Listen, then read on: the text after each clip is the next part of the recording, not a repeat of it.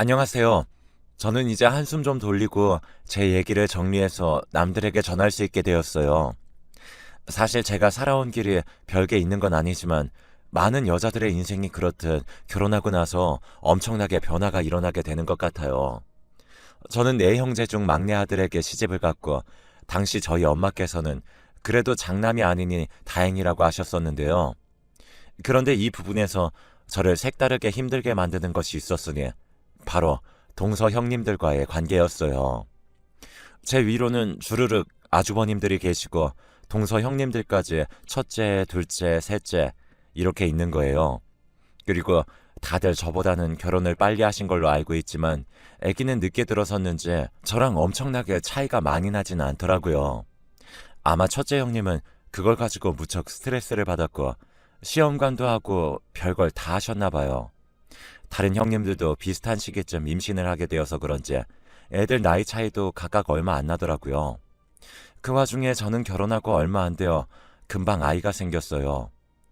둘째 형님과 셋째 형님도 당시 임신을 하고 있어서 우리는 나란히 같이 출산하게 된 것이었는데요. 이 두 분 다 당연히 초사는 아니고 동생들을 낳는 상황이었기 때문에 저보다는 좀 여유 있어 보이더라고요. 어찌되었건 동서간의 임신 출산 시기가 비슷하면 좀 친하게 지내고 해도 좋은 거 아닐까요? 그런데 정말 도대체 인간들이 왜 그렇게 자격지심으로 똘똘 뭉친 걸까요? 시댁에서 만나는 내내 그렇게 질겅질겅 씹어대기나 하고 지들도 뱃속에서 애를 품고 있는 주제에 정말 엄청나게 텃세를 부리고 못되게 굴었어요.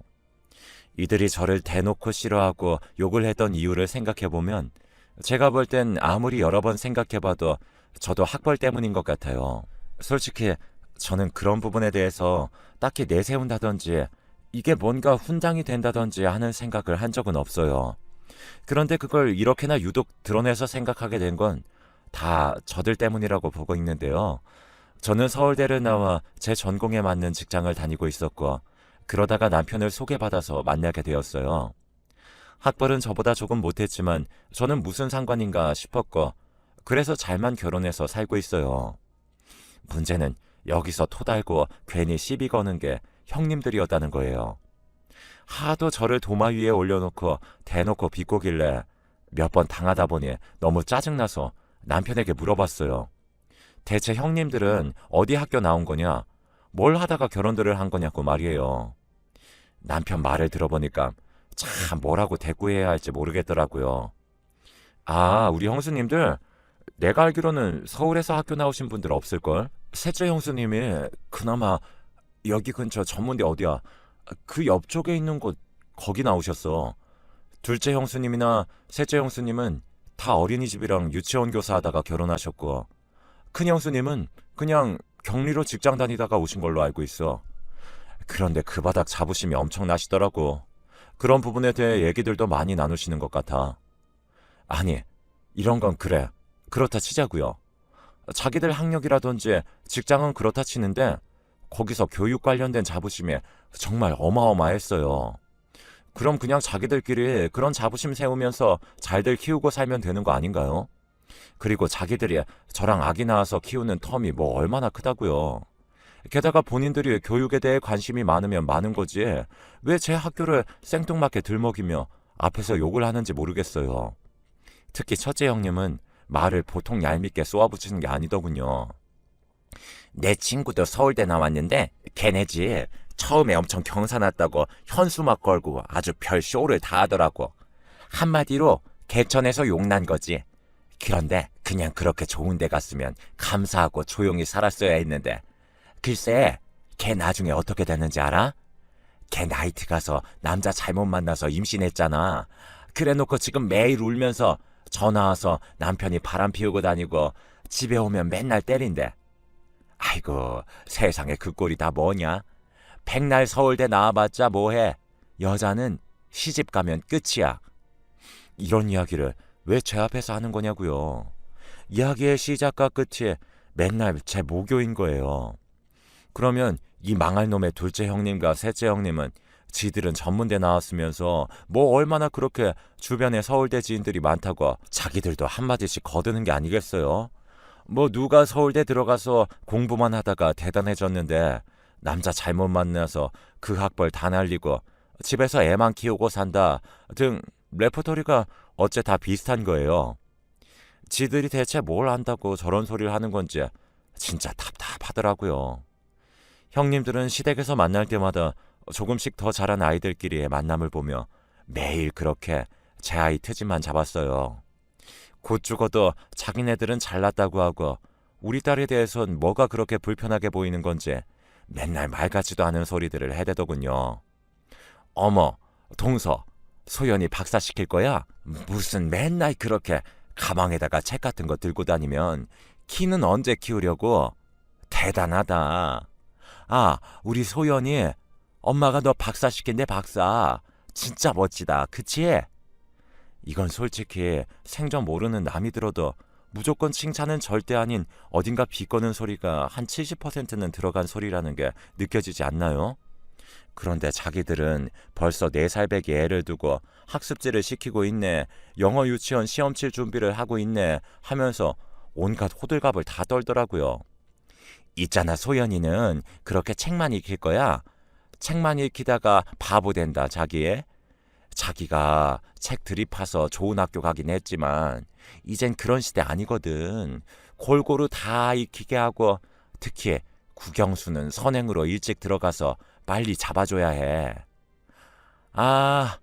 물론 자기도 대단하지. 근데 이제 우리 애 때는 그런 걸로만은 되는 건 아니니까 교육 설명회저 좀 다니고 선생님들이랑 상담 좀 해봐.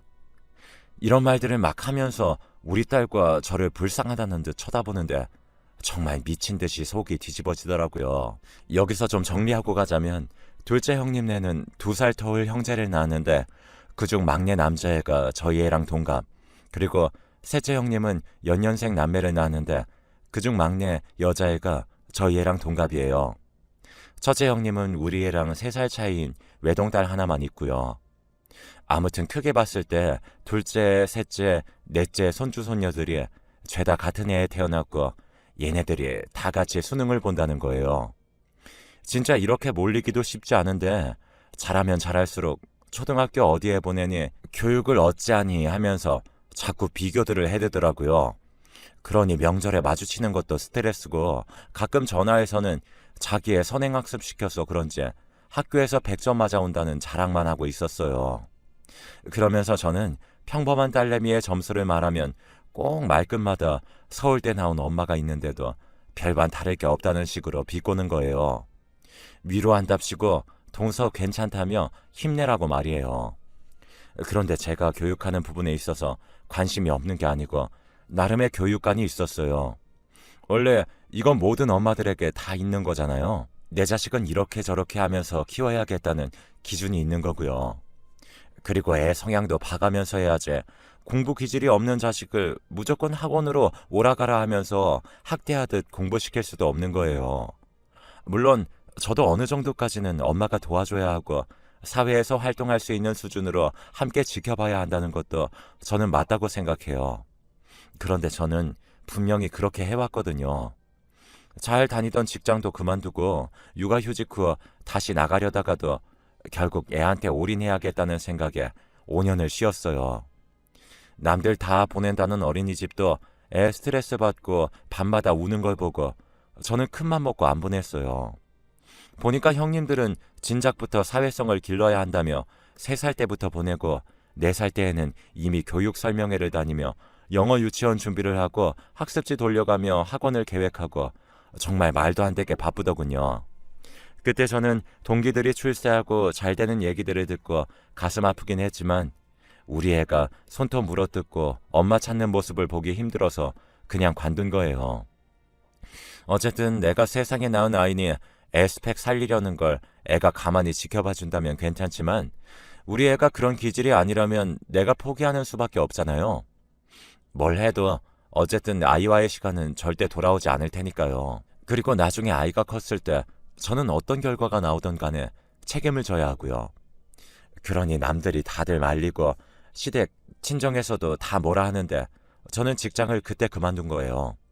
그랬더니 형님들이 저를 갖고 조롱하면서 보라며 저렇게 학벌이 좋아봤자 여자가 결혼하고 들어앉으면 끝이다. 저래봤자 마트 캐셔나 하겠지 뭘 하겠냐며 지들도 같은 여자면서 저를 놀리는 거예요. 한동안 정신건강도 너무 안 좋을 것 같아 시댁 드나드는 걸 끊고 남편이 뭐라고 난리를 치던 간에 저는 무시하고 애와의 관계에 집중했어요. 일단 남편이 외벌이가 되었으니 절약을 해야 할 것 같아서 최대한 싼 책들로만 주워다가 읽히고 제가 어릴 때 재밌게 읽었던 세계 명작이라든지 위인전이라든지 애 독해력 키우는데 도움이 되는 책들을 찾아서 무조건 읽혔답니다. 요즘 보면 책값에 100만 원은 우습게 쓰던데 제가 키울 때도 비슷했어요. 그런데 저는 헌책방이나 인터넷을 뒤져 정말 다 떨어져 가고 스티커로 겹쳐놓은 것 같은 책들을 몇만 원에 사정하고 받아와서 읽혔습니다. 선행학습? 그런 거 모르고요. 그냥 책만 무식하게 많이 읽히긴 했어요. 문제집 몇 권 사다가 풀려봤는데 애가 그런 식으로 접근하니 더 질려하고 싫어하기에 잠깐 쉬었고요.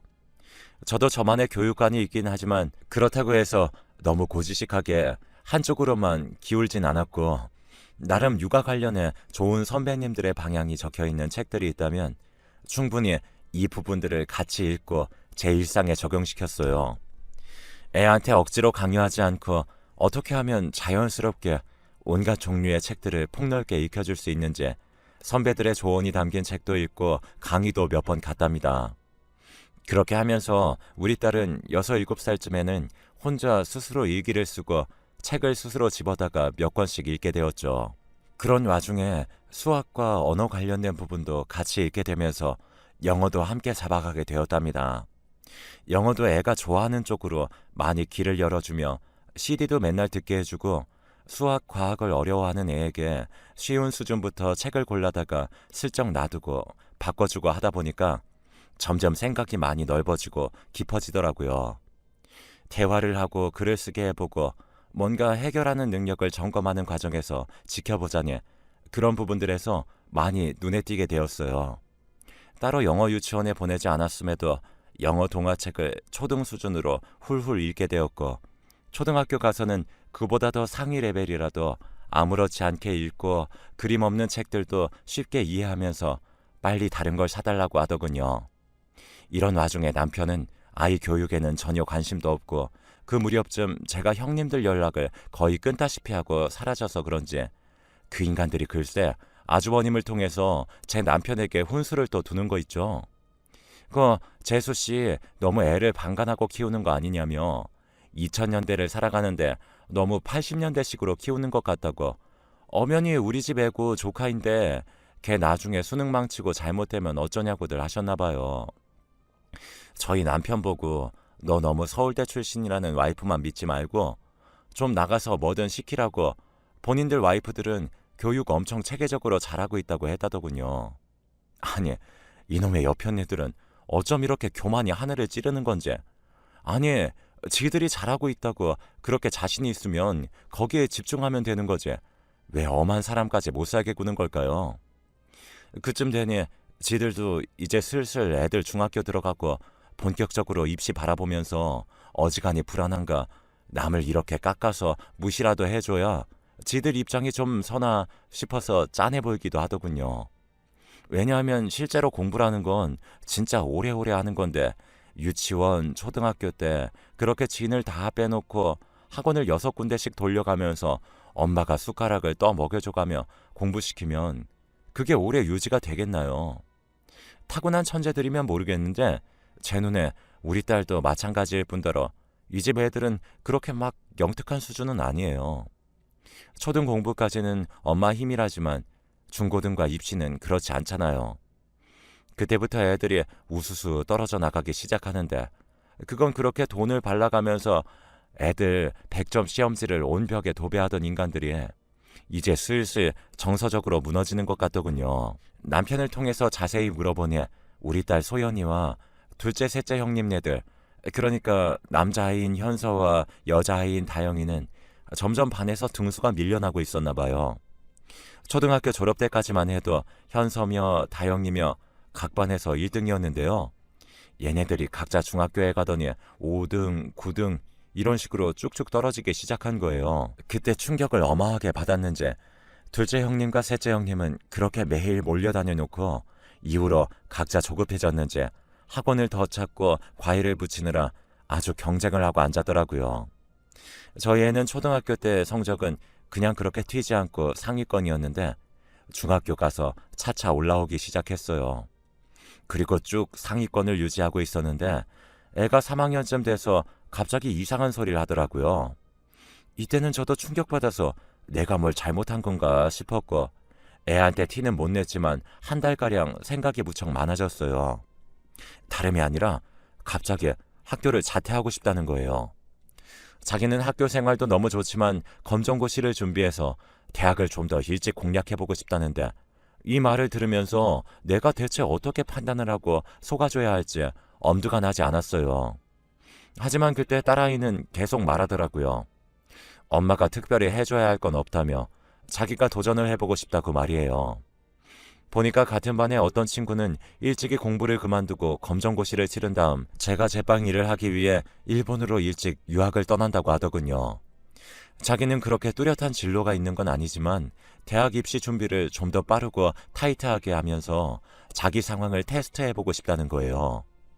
애가 아예 이쪽과 벗어난 다른 진로라고 해도 저는 어쨌건 밀어줘야 하는 판국이었지만 그게 아니라 공부를 위한 결정이라고 하니 더 말을 할 수가 없었어요. 이때 남편과 충돌도 엄청났고 남편은 시댁 식구들 말을 얹어가며 네가 아주 오만이 하늘을 찌르네. 서울대 나왔으면 이렇게 자식을 망쳐도 되냐? 는 막말을 하더군요. 그 와중에 딸내미는 또 자기 아빠한테 장문의 편지를 써서 엄마 탓이 아니다.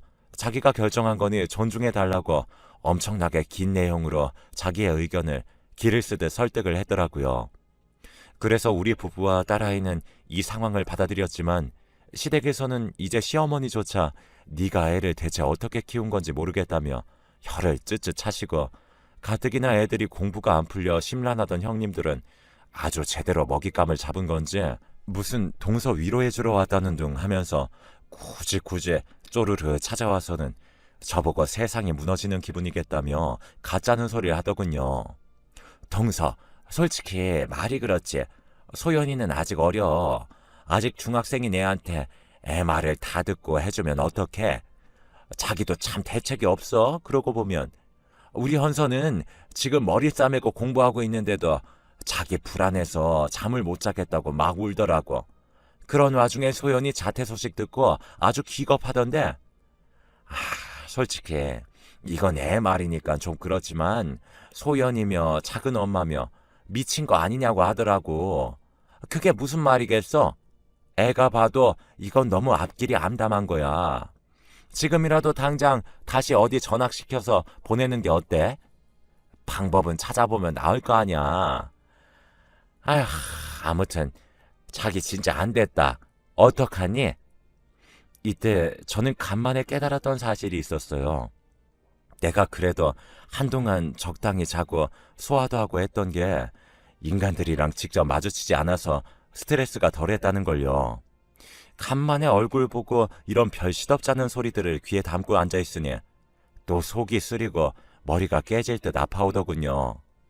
됐으니 가라고 과일은 잘 먹겠다고 하면서 그냥 쫓아내버렸습니다. 그렇게 해서 어떻게 되었냐고요? 이 얘기는 사실 이대로 쭉 진행 중인 얘기가 아니고 이미 결과가 나버린 끝난 얘기랍니다. 이제부터 결과만 말씀드릴 텐데요. 사실 솔직히 말해서 정말 그렇게 절망적이고 최악인 상황에 제가 그들 저주대로 되었다면 이렇게 동네방네에 뭐하러 형님들 욕이나 하고 앉아있겠어요. 형님들 말 그냥 듣지 그랬냐며 다 저를 비난할 텐데 말이에요. 결과적으로 그렇게 오만 가지 걱정만 듣고 자랐던 우리 딸은 잘 되었습니다. 이렇게 애간장이 녹도록 걱정해주는 척을 하던 형님들에겐 참 안타까운 일이겠지만 저희 딸은 중학교 자퇴 이후 금방 검정고시에 합격했고요. 입시 준비에 올인하면서 정말 지켜보는 제가 다 피가 마를 정도로 힘든 시간을 보내며 공부에 매달렸어요. 그리고 수능을 3번 치렀는데 솔직히 고등학교를 다니면서 준비했어도 되지 않았겠나 싶지만 우리 딸에게는 이 방법이 맞았던 것 같아요. 첫 해 치른 수능에서는 점수가 잘 안 나왔고 두 번째 해 치른 수능에서는 나쁘지 않은 점수가 나와서 한 군데 붙었어요. 서울에 있는 4년제 대학에 붙었는데 그쯤 가도 되지 않을까 싶었죠. 저도 괜찮게 보고 있던 학교이기 때문에 이쪽으로 가도 되겠다고 말을 했었거든요. 그런데 딸의 생각은 다르더라고요. 자기 딱 한 번만 더 준비를 해보겠다는 거예요. 이번까지만 자기에게 시간을 달라고 하는데 사실 그 시기 동안 제가 해줄 수 있는 게 많이 없었고 그때 제가 복직해서 다니던 직장에서도 줄줄이 일이 터지고 있던 상황이라 머리가 너무 아팠어요. 일단 우리 기준에선 삼수지만 사회적 나이로 볼 때는 엄연히 제 나이에 수능을 보는 거니까 그냥 그러라고 했어요. 그리고 정말 미안할 정도로 제가 딸에게 많이 신경 써주지 못했어요. 직장에서 터지는 일들을 수습하느라 바빴고 남편도 이때 지병이 갑자기 발견되어 병간호를 하다 보니 딸이 혼자서 도시락을 싸서 독서실을 가던 날들이 대부분이었거든요. 와중에 둘째 셋째 형님네 현서와 다영이도 이제 자기들이 고3이 되어 그런지 정말 피눈물 삼켜가며 공부하는 것 같았는데 간간히 시어머니를 통해 얘기를 들어보니 얘네들도 공부 호흡이 너무 길어져서 많이 지쳤는지 성적도 떨어지고 스트레스도 있는 대로 받아서 꽤 고생을 한다더군요. 아무튼 그렇게 해서 얘네들은 수능을 나란히, 그것도 제 아이는 세 번째로 치르게 되었어요. 그렇게 해서 저희 딸은 명문대에 합격했고 다른 조카들은 각자 본인이 원하지 않은 전문대학에 합격한 것으로 결론이 났습니다. 이때의 합격 소식을 듣고 우리 가족은 숨을 제대로 쉴 수가 없었어요. 사실 제 목표라기보단 딸의 목표가 되었기 때문에 제가 그 과정에서 많이 함께 해주고 도움을 주지 못했지만 그래도 대한민국 고3을 둔 엄마의 마음은 매일매일 살얼음판을 걷는 기분이잖아요. 저는 그걸 어영부영 3년을 한 셈이었고요. 이때 이 소식을 남편을 통해 시댁에 알리게 되었고 시어머니는 엄청나게 좋아하며 환호성을 지르시더라고요. 동네 현수막이라도 걸어야겠다. 요즘엔 그런 거 안 하냐? 하면서 그제서야 저보고 네가 참 잘했었다고 하시더라고요. 사실 저희 시어머니야 그닥 기준이 없으시고 며느리들이 말하는 흐름이나 결과에 많이 치우치는 분이시기는 해요. 오죽 며느리 셋이 달려들어서 막내 며느리 욕을 하고 있고 왕따를 시켜대니 별 생각 없이 거기에 휘말렸을 거고 이후에 보니 결국 막내 며느리의 결과가 좋고 자기야 똑같은 우리 핏줄이고 우리 손녀이니 여전히 그냥 아무 생각 없이 좋으신 거예요. 하지만 둘째 형님과 셋째 형님 그리고 일찌감치 딸을 전문대에 보냈던 첫째 형님은 달랐겠죠. 왜냐하면 그들은 엄연히 저와 남이잖아요. 그리고 그렇게 저를 안달복달 좋아가며 밟아가며 골리는 재미에 살았는데 자기들 자식들은 원서 쓸 엄두도 더 낼 수 없는 학교에 턱하니 붙어버렸는데 이제 무슨 얘기를 할 게 있을까요?